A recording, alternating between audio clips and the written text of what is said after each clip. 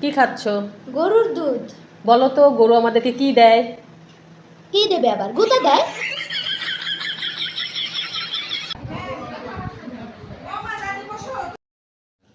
ভাই, আপনাকে কি দাওয়াত করা হয়েছে? না, আমাকে দাওয়াত করা হয়নি। তাহলে যে খেতে আসছেন?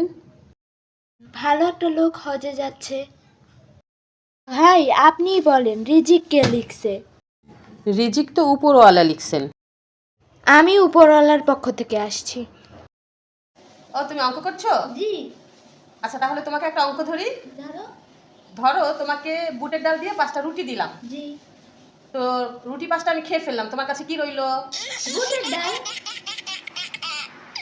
দোস্ত, আবার কাশ্মীর যাইতে ইচ্ছে করতেছে। আগে কখনো গেছো? না, যাইনি। আগেও ইচ্ছা করেছিল।